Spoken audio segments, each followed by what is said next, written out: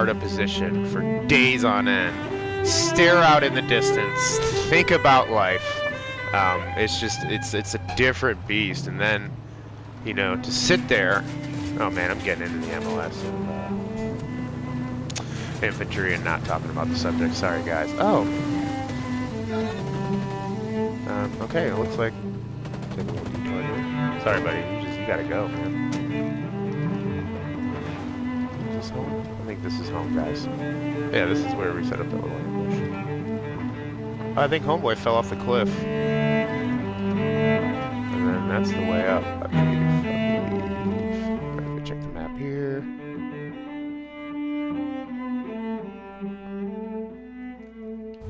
Yeah, let's try it.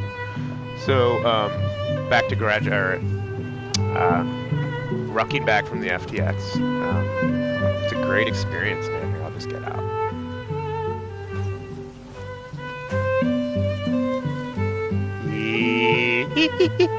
Okay, so you're rucking back,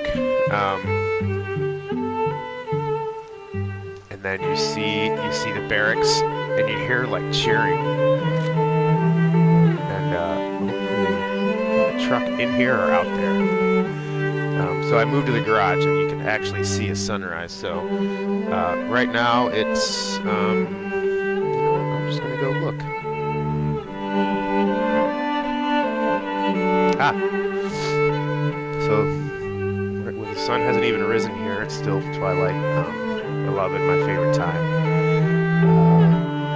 Can really, it's just quiet at that time. But back on the, oh boy, man.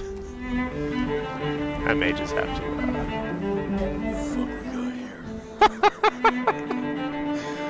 F we got here, huh? Oh boy, they're marking me. Okay. Let's adjust. Let's continue this. What they do is then they send, they also send these drone tanks. They're pretty bad. Oh!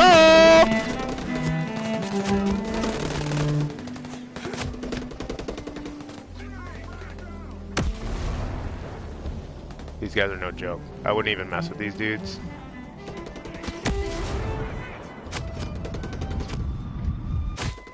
Okay.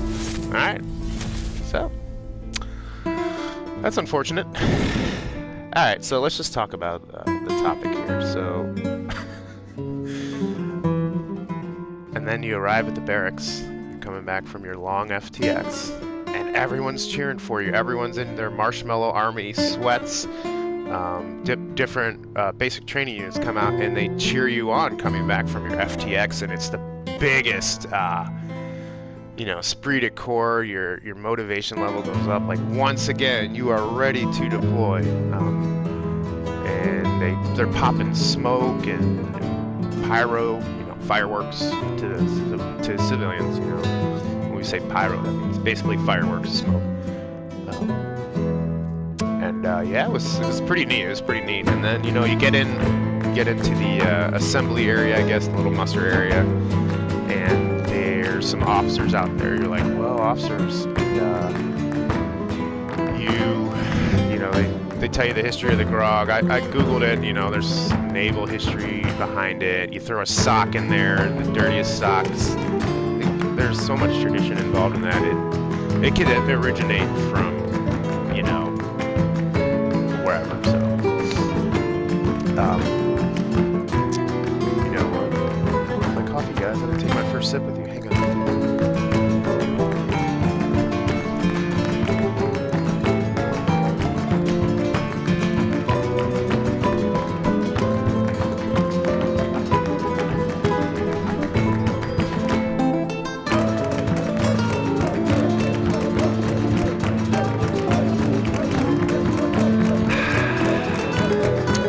Stuff. Okay. Okay, so the Grog ceremony. So that's kind of your introduction into the etiquette, the what's it called? The profession of arms. It gets you into the profession of arms. Man, that's a good term. That's a good term because when you graduate, you're in the profession of arms.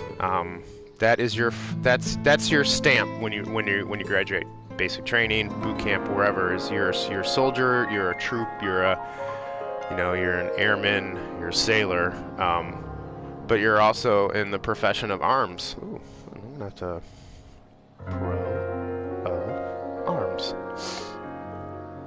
Okay, so you're done with your FTX, and then you get to go to graduation basic training style, and let me tell you that is another event in of itself. I think I spoke yesterday on how amazing it is for the infantry to move this huge mass of people in an orderly fashion and get to an objective with the graduation. Yet again, it obviously the rank and file system dates back to kind of the ancient militia times and how they fought. So there's this kind of primitive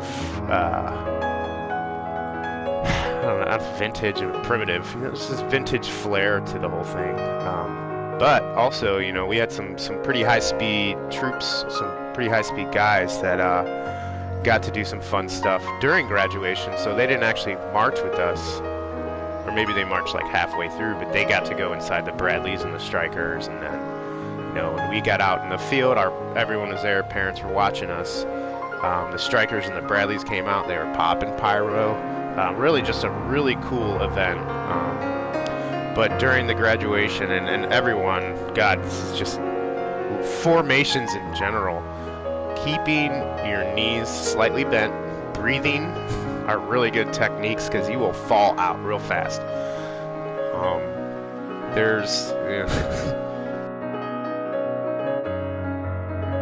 See, one of my jobs, if I were an NCO, would be the guy to get the guys falling out. Just because I feel like that's just something, some kind of, there's always some menial task like the combat MOSs do. It's just, we get thrown such a crap. Okay, alright, sorry. Wow, tangent, okay, back to the game. Alright, so we're here, we're marching, we've graduated, and then, oh man, it was so great. Once you're done, you go and you see your parents and girlfriend, friends, and all that, and it's just awesome. And then the drill sergeants, they become just a sergeant at that point, right after, not because you still have to out process and all that stuff, so they're still on your ass, but they talk to your parents and they say good things about you. So yeah, that's basic training right there in a nutshell. You graduate. And then you move on. So with me, I walked in off the street. I was 32, and I went through basic training. And then at this point, I graduated. You're in this transition period, and I was assigned to. So I was going into OCS, Officer Candidate School. This is all still in Fort Benning, and you're in this transition period, this kind of gray period, where you don't really have a commander, but you do. The commander's usually on their way out the door anyways, and they're called headquarters company. They're the headquarters of the headquarters. So the Army loves to do that, by the way. Redundancy. That's not a bad thing, though. So OCS here, I'll just keep thoughts straight here. So not off on tangents complaining about formations and MOSs. So, alright, but this gray period between basic and OCS was kind of neat because once again the skies kind of opened a little bit. On the way out, that crazy Uncle Drill Sergeant, I remember he looked at me and he said, "You're going to OCS?" He said, "Yeah." I said, "I'll fucking see you around, man." Because him and I had some Tusken Raider moments where we both did the like that. So it's pretty good stuff. Drill Sergeant Weatherford. That's who it is. That's who it is. I know I said I keep names out of this, but I kept his first name out of it. Great guy. Great guy.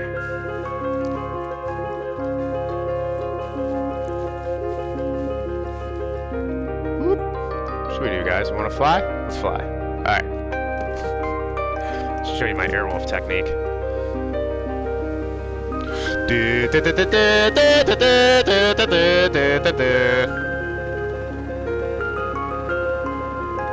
And then his like eyes are like, what are you doing, man? Just focus once. Maybe that's his flying technique.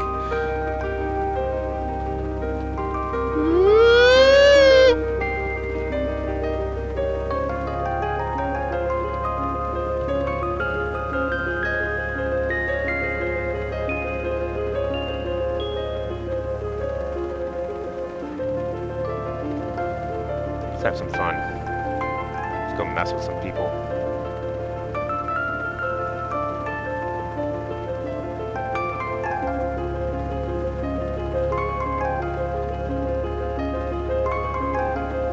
Oh, this kind of reminds me. So there's these pilots in Vietnam, helicopter pilots. They would fly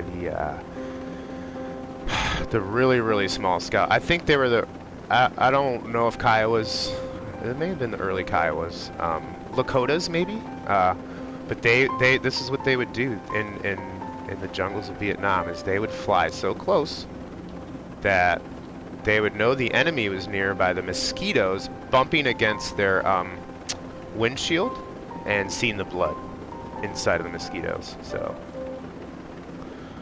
I wouldn't, especially with helicopter pilots, I wouldn't say that their job is all that cushy. And those guys are under constant stress, man. Just keeping that thing in flight. So here's the thing with pilots, MOS pilots and MOS pilots. When I got you, dude. Let's do this. who's got this? Alright, so when MOSs kind of rival each other and we talk about who's better, blah blah blah, I kind of got into a little, just a fun little spat with a Lieutenant Colonel, Blackhawk pilot, Ranger, great guy, and I was like, what's up with fighter management, man? It's their sleep. It's their, I mean, fittingly, they need sleep, so, but they're required, like, probably 6 or 8 hours, even in a combat zone, because he explained it this way: if you fall asleep in your tank, it hits the other tank in front of you. If I fall asleep, I was like, okay, all right, I got you. All right. So, and he was he's carrying people around, so kind of you want to keep that thing up, maintained.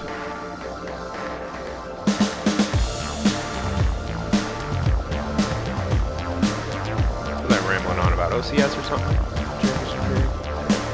It was a really neat time though. Hung out with two really good guys at that period. Really high. So when we say high speed, it just means awesome. Like squared away. Just really good at their job. They don't complain. They're just they're the backbone. Those are the backbone guys. So.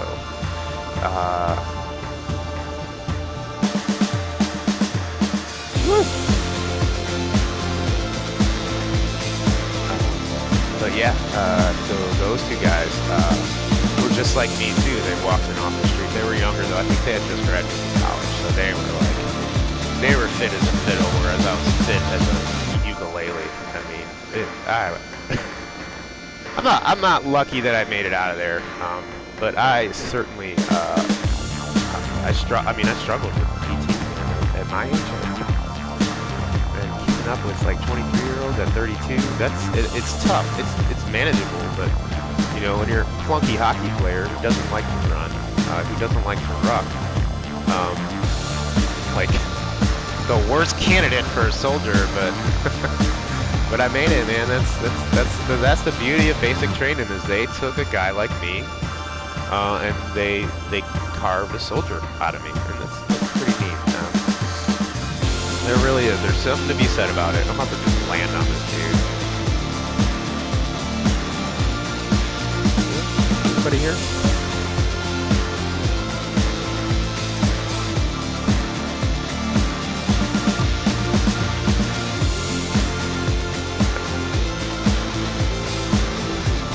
those two guys are cool. They actually wouldn't let me drive the car, so I was driving the car all around Denny, seeing the sights. Another thing too, I don't know how open some of these garrisons are to the public, but just driving around bases, as a civilian, tons of museums around those places too. Oh yeah, the Cavalry Museum is, let's say it's at Benny's got a